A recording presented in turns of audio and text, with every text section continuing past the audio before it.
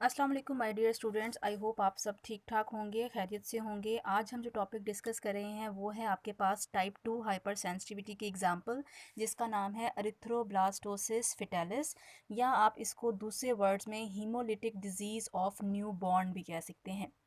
इस बीमारी को समझने से पहले आपको थोड़ा बहुत कंसेप्ट जो है वो ब्लड ग्रुप्स का होना चाहिए, क्योंकि ये एक ऐसी बीमारी है जो कि ब्लड ग्रुप चेंज होने की वजह से होती है। और जब भी आप टाइप 2 हाइपर सेंसिटिविटी वाइवा के अंदर बता रहे होते हैं तो वो आपसे डेफिनेटली एरिथ्रोब्लास्टोसिस फेटालिस के बारे में पूछते हैं। और ये बहुत आसान सा कंसेप्चुअल टॉपिक है। अगर आपको इसके कंसेप्ट याद रहेंगे तो आप कभी भी वाइवा के अंदर किसी किस्म की कोई मिस्टेक नहीं करेंगे। सबसे पहले हम बात करते हैं ब्लड ग्रुप्स की। आपको पता है कि ब्लड ग्रुप्स जो हैं वो 4 मेजर टाइप्स के होते हैं: blood group A, blood group B, blood group A B और ब्लड ग्रुप ओ। ठीक है, इन चारों ब्लड ग्रुप को मैंने इस तरह से मेंशन किया है। अब आपको पता ये होना चाहिए कि अगर आपका ब्लड ग्रुप ए है तो क्यों ए है, सामने वाले का ब्लड ग्रुप अगर बी है तो क्यों बी है, किसी का ब्लड ग्रुप ए बी है तो क्यों ए बी है, और किसी का ब्लड ग्रुप अगर ओ है तो उसका ब्लड ग्रुप ओ क्यों है। सो कुछ एंटीजन्स होते हैं जो कि कुदरती तौर पर आपकी बॉडी के अंदर मौजूद होते हैं, और ये एंटीजन आपका ब्लड ग्रुप बनाते हैं। यानी कि अगर किसी इंसान की बॉडी के अंदर कुदरती तौर पर ए एंटीजन मौजूद होगा तो उसका ब्लड ग्रुप ए बनेगा। ये वो एंटीजन होते हैं जो कि केमिकल सब्सटेंस होता है या कोई भी कंपाउंड होता है और ये नुकसान नहीं पहुंचाता। आप ये नहीं समझेंगे कि ये वो एंटीजन है जो कि बॉडी को नुकसान पहुंचाता है, ये वो वाला एंटीजन नहीं है।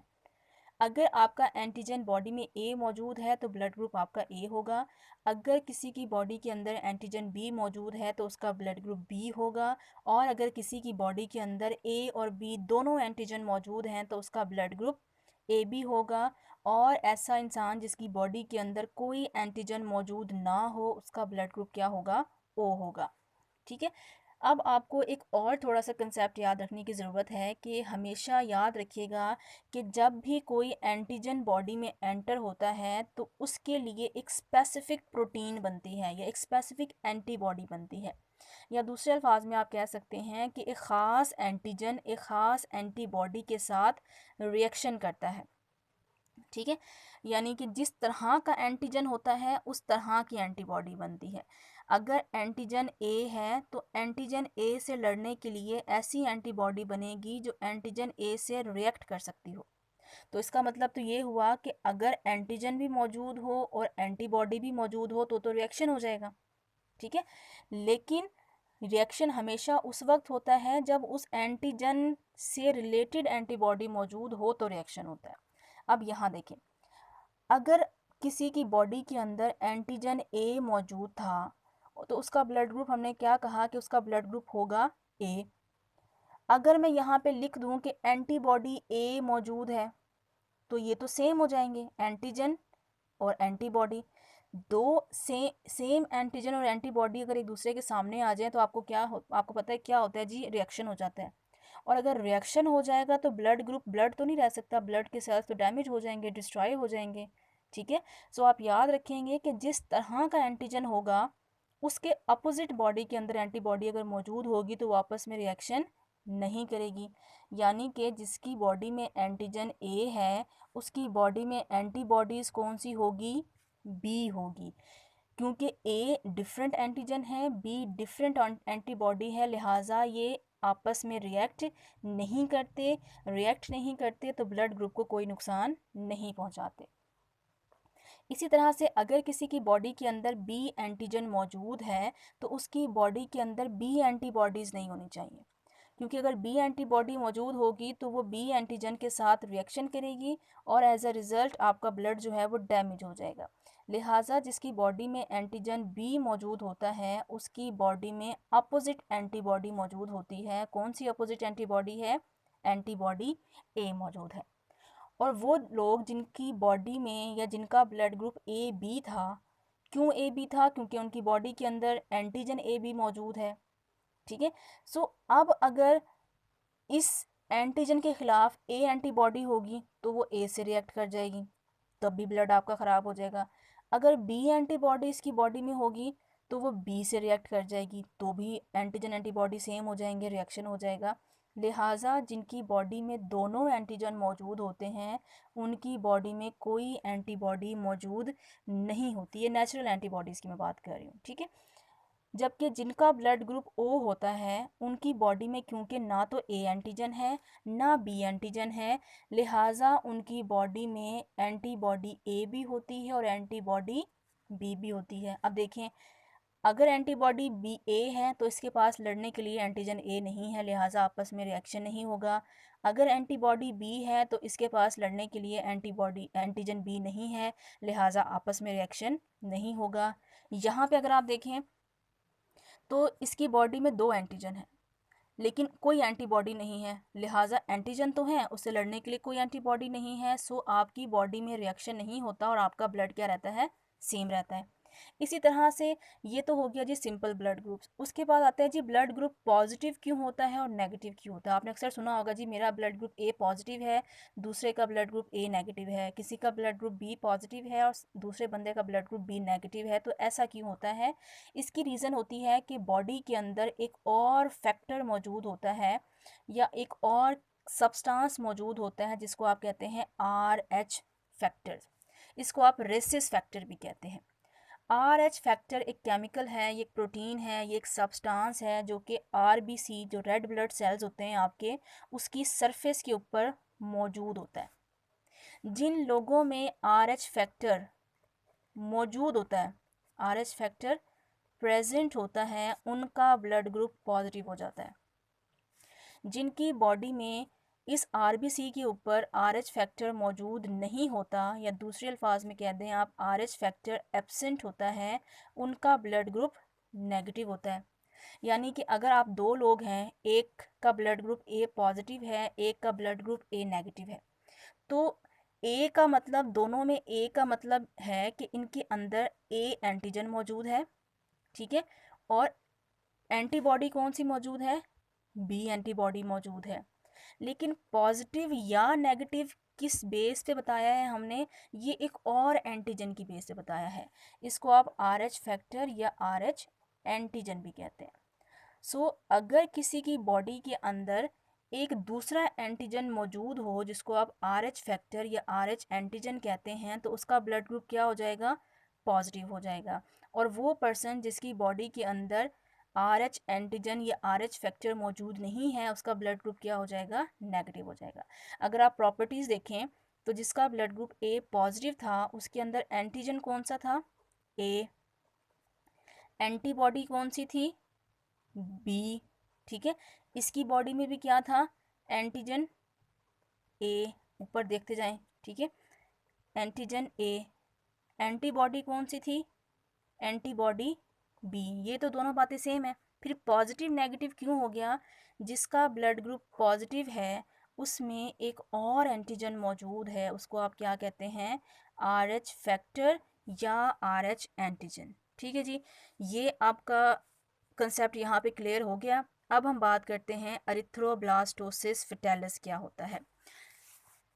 एरिथ्रोब्लास्टोसिस फटालिस बेसिकली एक ऐसी बीमारी है जो कि ड्यूरिंग प्रेगनेंसी होती है और ये उस वक्त होती है जब माँ और बच्चा दोनों का ब्लड ग्रुप चेंज होता है।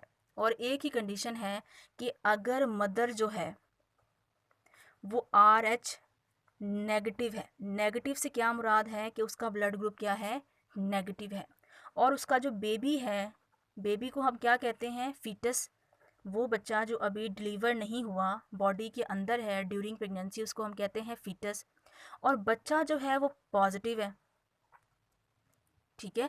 अब क्या है, अगर वो RH नेगेटिव है तो इसका मतलब क्या हुआ कि इसकी बॉडी के अंदर RH फैक्टर मौजूद नहीं है।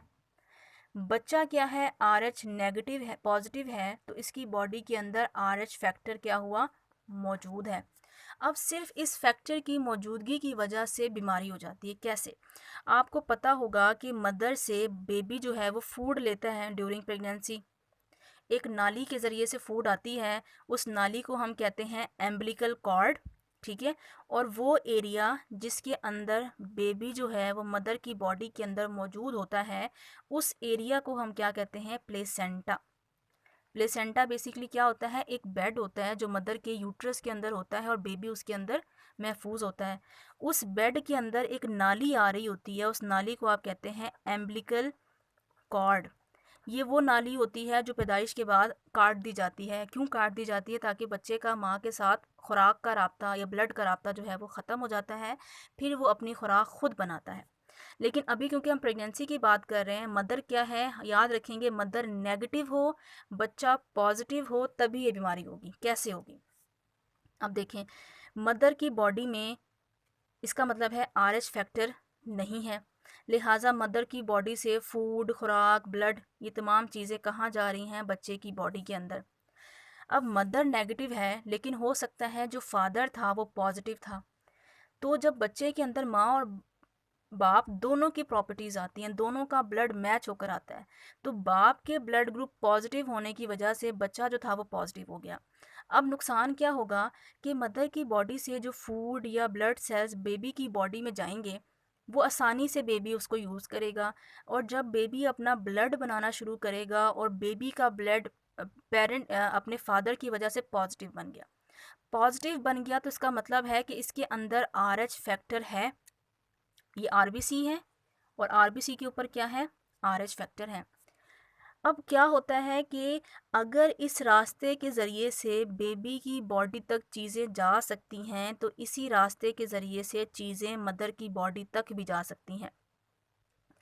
और आपको पता है कि जिसकी बॉडी में एंटीजन, अब सपोज करें मदर जो है वो 30 ईयर्स की है, ठीक है, 30 साल की या 25 साल की या 20 साल की भी माँ है, तो उसने अपनी पूरी ज़िंदगी में अपनी बॉडी के अंदर RH फैक्टर नहीं देखा, क्योंकि वो नेगेटिव है।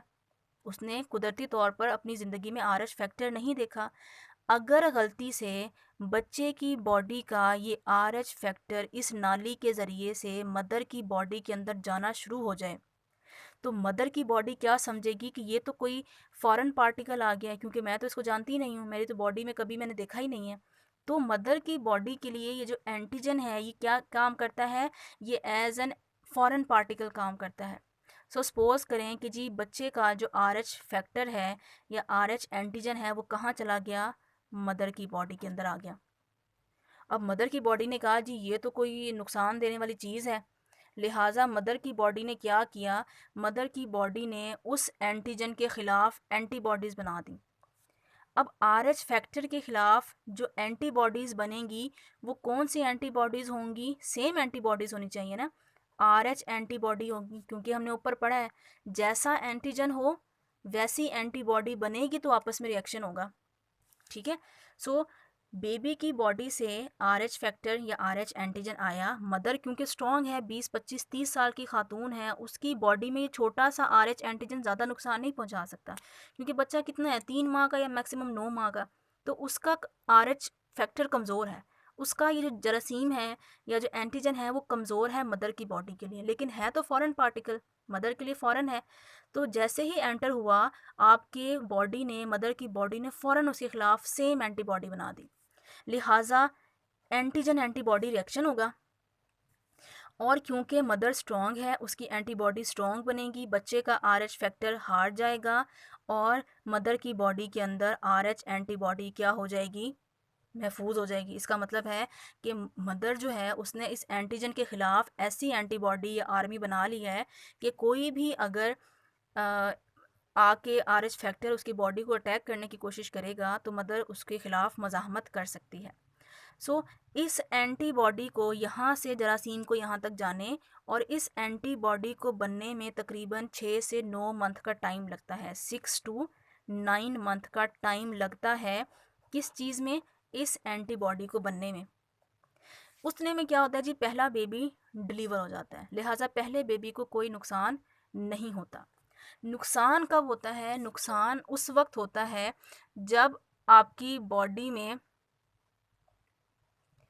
नुकसान उस वक्त होता है जब आपकी मदर जो है वो अगेन, वो तो सारी ज़िंदगी नेगेटिव रहेगी, ठीक है, नेक्स्ट टाइम जो मदर को प्रेगनेंसी हो तो फादर की वजह से दोबारा जो बच्चा पैदा हो रहा है, जो बच्चा उसकी प्लेसेंटा में आ रहा है, वो पॉजिटिव हो जाए, ठीक है।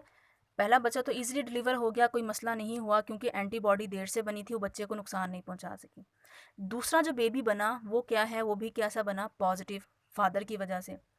अब आप देखें कि ये जो एंटीबॉडी मदर की बॉडी में पहले से बन गई थी, ये सेम एंटीबॉडी अब तो रेडी हो चुकी है ना, पहले तो इसको रेडी होने में टाइम लगा था इसलिए बेबी को कोई नुकसान नहीं हुआ था। अब ये एंटीबॉडी इस नाली के ज़रिए से बच्चे की सेकंड बेबी की बॉडी में आएंगी, और क्योंकि उसकी बॉडी के अंदर तो आर एच फैक्टर मौजूद है और कमज़ोर आर एच फैक्टर है, ठीक है।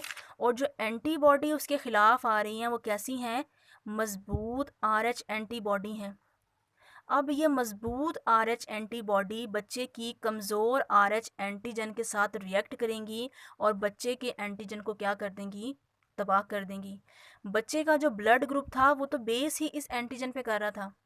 अगर बच्चे का एंटीजन ही तबाह हो जाएगा तो बच्चे का ब्लड ख़त्म हो जाएगा, उसके आरबीसीज डैमेज हो जाएंगे, उसके डब्ल्यूबीसीज डैमेज हो जाएंगे, उसकी प्लेटलेट्स डैमेज हो जाएंगी। और अगर किसी इंसान का आप ब्लड डैमेज कर दें तो वो ऑटोमेटिकली क्या हो जाता है, पूरा का पूरा इंसान डैमेज हो जाता है, मर जाता है। इसलिए हमने इसको कहा है कि ये ऐसी बीमारी है जिसमें फीटस को नुकसान होता है, बच्चे को नुकसान होता है जो कि अभी डिलीवर नहीं हुआ, उसके आरबीसीज या अरिथ्रोसाइट्स ब्लास्ट होना शुरू हो जाते हैं, मरना शुरू हो जाते हैं। या दूसरे अल्फाज में हमने इसको क्या कहा है, हीमोलिटिक, लिटिक मीन तोड़ना, hemo mean blood, blood cells बच्चे के टूटना शुरू हो जाते हैं। और क्यों टूटना शुरू हुए थे मैं आपको दोबारा बता देती हूँ। आप कंडीशन याद रखेंगे कि मदर नेगेटिव अगर हो और बच्चा उसका पॉजिटिव हो तो सिर्फ उस केस में ये बीमारी होती है। अब हुआ क्या है कि दोबारा मैं आपको बता रही हूँ, मदर नेगेटिव है, बच्चा पॉजिटिव है। मदर की बॉडी से फूड वगैरह एक नाली के ज़रिए से बच्चे की बॉडी के अंदर जाती है, ठीक है। और इसी तरह से बच्चे की बॉडी से चीज़ें भी मदर की बॉडी के अंदर शिफ्ट हो सकती हैं। मदर क्योंकि नेगेटिव है तो मदर की बॉडी के अंदर कोई आर एच फैक्टर मौजूद नहीं है, कोई आर एच एंटीजन उसने सारी ज़िंदगी अपनी बॉडी में नहीं देखा। जबकि जो बेबी है उसकी बॉडी क्योंकि पॉजिटिव है ब्लड ग्रुप तो उसकी बॉडी में तो आर एच फैक्टर मौजूद है, लिहाजा ये आर एच एंटीजन वापस यहाँ से बेबी की बॉडी से मदर की बॉडी में जाता है। और मदर की बॉडी क्योंकि मजबूत है वो देखती है जी कोई फॉरेन पार्टिकल आया है, मदर की बॉडी फौरी तौर पर उसके ख़िलाफ़ एंटीबॉडीज़ बनाती है और उस एंटीजन को क्या कर देती है, डैमेज कर देती है। और ये एंटीबॉडी बनने में क्योंकि 6 से 9 महीने का टाइम लगता है, इसीलिए पहले बच्चे के दौरान ये एंटीबॉडी पहले बेबी में नहीं जा पाती क्योंकि इतने में बच्चा डिलीवर हो जाता है और पहले बेबी को कोई नुकसान नहीं होता। ये आपसे अक्सर वो पूछता है कि जी अगर एंटीबॉडी बन गई थी तो पहले बेबी को क्यों नहीं नुकसान पहुंचाया, तो आप बताएंगे कि जो पहली जो एंटीबॉडी बनती है उसको बनने में 6 से 9 महीने का टाइम लगता है, इतनी देर में पहला बच्चा डिलीवर हो जाता है, लिहाजा कभी भी ये बीमारी पहले बच्चे को नहीं होती। अगर दूसरी दफ़ा बच्चा नेगेटिव है तो बीमारी नहीं होगी, लेकिन अगर दूसरी दफ़ा भी वो औरत प्रेग्नेंट हुई है और उसका बच्चा जो है वो पॉजिटिव ही हो गया है तो उस केस में इस बच्चे की बॉडी में अगेन आर एच फैक्टर मौजूद है, ठीक है। और सेम आर एच फैक्टर अगर मौजूद है और उसके ख़िलाफ़ मदर की बॉडी ने एंटीबॉडीज़ बनाई हुई हैं तो आपने अपना दुश्मन अपने अंदर ही रखा हुआ है। लिहाजा मदर की बॉडी से फूड और बाकी चीज़ों की वजह ज़रिए से ये एंटीबॉडी भी ऑटोमेटिकली बच्चे के ब्लड में जाएंगी, सेकंड बेबी के ब्लड में, ठीक है। फर्स्ट के ब्लड में नहीं जाएंगी, सेकंड बेबी के ब्लड में जाएंगी। और उसका जो एंटीजन है या जो आर एच फैक्टर है वो तो क्योंकि कमज़ोर है, बच्चा भी 2 से 3 माह का है या 4 माह का बच्चा है, उसी मंथ में पहले ट्राइमेस्टर में 3 से 4 मंथ के दौरान ही ये एंटीबॉडीज़ क्रॉस कर जाएंगी सेकंड बेबी की बॉडी में और उसके फैक्टर को या आर एच एंटीजन को डिस्ट्रॉय कर देंगी, तबाह कर देंगी, क्योंकि से एंटीबॉडी मज़बूत थी। एंटीबॉडी क्योंकि मज़बूत थी तो कमज़ोर एंटीजन तबाह हो गया और ये वो एंटीजन था जो कि बच्चे का ब्लड ग्रुप बना रहा था। सो अगर बच्चे का ये एंटीजन तबाह हो जाएगा तो उसके आरबीसीज क्या हो जाएंगे, तबाह हो जाएंगे, उसके ब्लड सेल्स क्या हो जाएंगे, तबाह हो जाएंगे। और अगर किसी का आप खून ख़त्म कर दें, उसके ब्लड के तमाम सेल्स को डिस्ट्रॉय कर दें तो ऐसा इंसान सर्वाइव नहीं कर सकता। लिहाजा जो सेकंड बेबी होगा उसकी डेथ हो जाएगी, ठीक है। वो 3 to 4 मंथ के टाइम में ही वो बच्चा जो है वो एक्सपायर हो जाएगा। सो अब तरीका इलाज क्या है, क्या मतलब है कि अगर मदर नेगेटिव है और उसका बच्चा एक दफ़ा पॉजिटिव हो गया तो क्या वो मदर दोबारा कभी प्रेग्नेंट नहीं हो सकती, या अगर उसका सेकंड बेबी पॉजिटिव है तो क्या ये डेफिनेट सी बात है कि वो बच्चा मर जाएगा, ऐसा नहीं होता। ऐसी खातून जिसका ब्लड ग्रुप नेगेटिव है और उसका पहला बच्चा पॉजिटिव हो जाए, ठीक है, तो पहले बच्चे की पैदाइश के बाद उसको आप एक इंजेक्शन लगाते हैं मदर को, और वो इंजेक्शन बेसिकली क्या करता है, वो इंजेक्शन जाके मदर की बॉडी ने जो एंटीबॉडीज़ बनाई थी इसको ख़त्म कर देता है। ठीक है, जब पहला बेबी डिलीवर हो गया, डिलीवरी के फ़ौरन बाद मदर की बॉडी को एक इंजेक्शन लगाया जाता है। वो इंजेक्शन क्या करता है, मदर की बॉडी में जो इजाफी एंटीबॉडी बनी थी उसको डैमेज कर देता है, ख़त्म कर देता है। लिहाजा अगर सेकंड टाइम वो खातून प्रेग्नेंट होती है और उसका ब्लड या उसका बेबी जो है वो पॉजिटिव होता है, तो दोबारा से वही प्रोसेस होता है कि ये एंटीजन RH फैक्टर मदर की बॉडी में जाता है। मदर की बॉडी दोबारा से उसके ख़िलाफ़ एंटीबॉडीज़ बनाती है, लेकिन इस एंटीबॉडी को बनाने में फिर 6 से 9 मंथ का टाइम लगता है। इतनी देर में दूसरा बेबी भी डिलीवर हो जाता है, लिहाजा दूसरे बेबी को भी नुकसान नहीं पहुंचता। उसके बाद जब दूसरा बेबी डिलीवर हो जाएगा, फिर हम क्या करते हैं, दोबारा से मदर को वो इंजेक्शन लगाते हैं ताकि जो अब दूसरे बेबी की वजह से, पॉजिटिव ब्लड ग्रुप की वजह से जो उसकी बॉडी ने RH एंटीबॉडीज़ बनाई थी, हम उसको डैमेज कर सकें, ताकि अगर नेक्स्ट टाइम भी तीसरा बेबी पॉजिटिव है तो तीसरा बेबी जो है वो एक्सपायर ना हो, वो भी आप इजीली डिलीवर कर सकें। अगर आप ये इंजेक्शन नहीं लगाएंगे तो पहले बेबी के बाद अगर दोबारा उसका बेबी पॉजिटिव हो गया तो वो कभी भी सरवाइव नहीं कर सकता। सो अगर वो सरवाइव नहीं करेगा, वो डेथ हो जाएगी। तो इस तरह की बीमारी को हम कहते हैं अरिथ्रोब्लास्टोसिस फेटालिस। और ये बीमारी नॉर्मली या ये मसले उन इलाकों में ज़्यादा होते हैं जहाँ पे ख़ातून का या जो प्रेग्नेंट वुमेन होती है उसका प्रॉपर डॉक्टर से ट्रीटमेंट नहीं कराया जाता। उसका ट्रीटमेंट दाइयों से कराया जाता है या छोटे मोटे आप क्लिनिक्स पे करवाते हैं जिनको इतना आइडिया नहीं होता ब्लड ग्रुप्स के हवाले से, और वो पैदाइश, बच्चे की पैदाइश के फ़ौरन बाद मदर को एक इंजेक्शन लगा के उसकी इस एंटीबॉडी को, इजाफी एंटीबॉडी को ख़राब या डैमेज नहीं करती, ख़त्म नहीं करती। उसकी वजह से जो अगले उनके बच्चे होते हैं उनके अंदर जो है वो ये नुकसानात आते हैं, और बच्चा जो है वो आपको मिसकैरेज हो जाता है या आपको वो अबॉर्ट कराना पड़ता है या बच्चा मरा हुआ पैदा होता है। ठीक है, लेकिन आज के दौर में तकरीबन हर क्लिनिक पे इस चीज़ के बारे में अवेयरनेस होती है कि अगर मदर नेगेटिव है और बच्चा पॉजिटिव है तो पैदाइश के फ़ौरन बाद आपने इंजेक्शन लगाना है ताकि हम उसकी RH एंटीबॉडीज़ को हम ख़त्म कर सकें। ठीक है जी, आई होप आपको ये समझ आ गया होगा। फिर भी अगर आपको कोई इशू है इसमें से तो आप मुझसे पूछ सकते हैं। Thank you so much. Allah हाफ़िज़।